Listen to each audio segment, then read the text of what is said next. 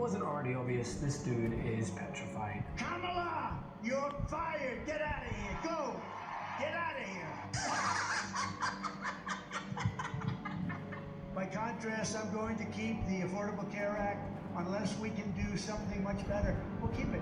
If she goes around saying, oh, he's going to get rid of the health. No, I'm going to keep it unless we can come up with something that's better for you and less expensive for you. Otherwise, we're not doing it. Donald Trump has been, for instance, saying that he's going to introduce a big, beautiful health care plan.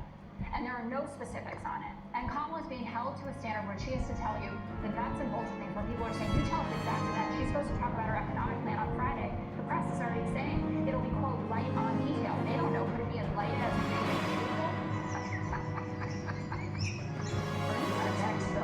arguing that Donald Trump is held to a lower standard than Kamala?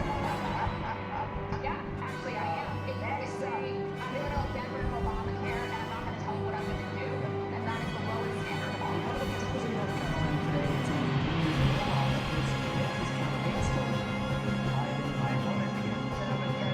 We spent probably $100 million on beating him. Then we had a very good debate, and they said, well, instead of letting him go, who knows what happens, right? It's the world of politics. They say, we want him out. Joe, you're getting out now, Joe. Well, let me get out. I have 14.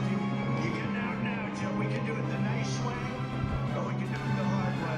And if his interview with Elon Musk wasn't good enough, don't worry, he's here to double down on his comments regarding Kamala Harris's Time magazine cover, which he discussed with Musk in the most profoundly creepy way. And then they decided again, politically correct, we have to put her in, and now they're putting her on the covers of Time magazine with an artist sketch.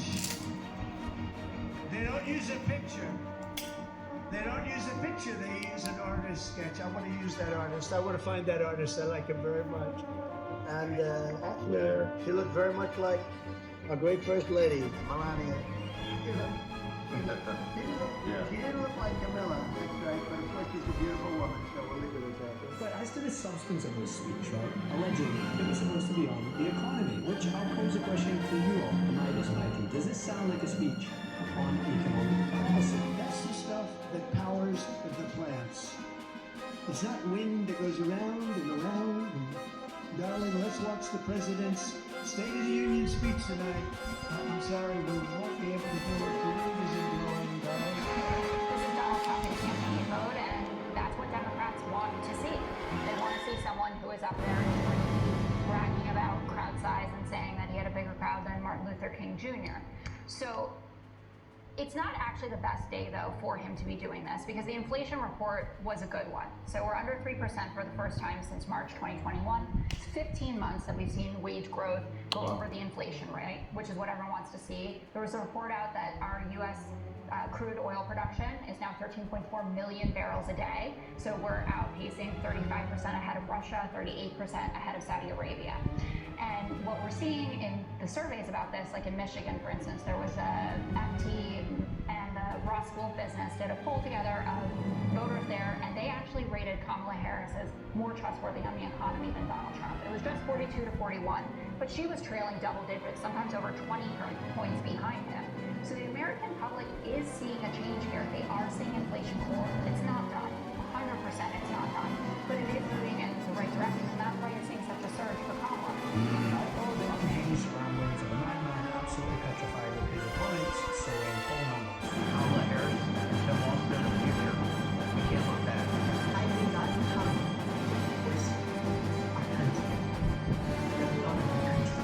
An election is a choice, and in this election, there is no choice. You can label a Republican, but vote to defend this democracy. You have to publicly out yourself. I am a Republican, I'm conservative, and I support Kamala Harris. How many of you supporting Joe Biden? 14 days ago, raise your hands. None of you. How many of you, if the election were held today, would vote for the Democratic nominee, Kamala Harris? Okay, that's all of you. However, he didn't just spend the majority of his economy speech complaining about Kamala Harris being on the cover of Time magazine. He also had some words to say on, wait for it, her laugh. Nearly 4 years, Kamala has crackled as the American economy has burned. What happened to her laugh? I haven't heard that laugh in about a week. That's why they keep her off the stage. That's why she's disappeared. That's the laugh of a crazy person, I will tell you. If you haven't known, it's a crazy. She's crazy. I told her, don't laugh.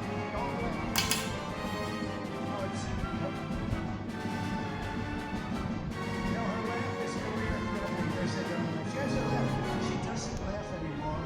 It's smart, but some days it's become that's the laugh of a person with some big problem. So breaking news department, Fox News, because we have an Obama and similar story here worth noting. The Democratic president possesses this recent joy. Yeah, I mean, the numbers, I mean, Philadelphia, I remember when we first, I mean, that first came out, it seems like 2 weeks ago, doesn't it? And you saw it was so huge, and then the Wisconsin seemed to be even bigger. Detroit was mammoth. Then Glendale reports of 15,000 people there, more than Barack Obama had in his 2008 campaign. And then the show last night, and let's just say what it is. These have transcended politics and gotten into popular culture. They just have. It's something that we've talked about before. We talked about with Barack Obama. We talked about how it happened in 1981 Reagan. But you have people talking about these things like their rock shows, like their Taylor Swift events. But there was more. He again called back to his interview with Elon Musk, claiming that he was grilled during which anyone not cocooned off from reality would respond saying this. What the hell have you people been smoking out there? And what does all this tell you? That a man many Americans believe to be at the very least a successful businessman couldn't even get through a speech on the economy without coming across wildly unhinged, resulting to personal attacks and ad hominem. Why? Because he's incapable of getting through a speech without attacking his opponent. And also, as I've said many a times, he's not the economic guru that he's painted He's out to be. not, Well, the thing with the no tax on tips policy, which the Democratic senators have endorsed, it is has bipartisan popularity, but there is a distinction between the way the Democrats would do it and the way that Trump would do it. So the way the Kamala Harris plan would work is there would be an income limit, because right now there's a loophole in Trump's approach which would allow people like corporate lawyers, for instance, to take advantage of it, or people who work at hedge funds. So they want to make sure that it's actually for people who are earning low wages. And I should note that the culinary union came out and endorsed Kamala Harris. Donald Trump went on this whole thing like, I'm so good for the servers,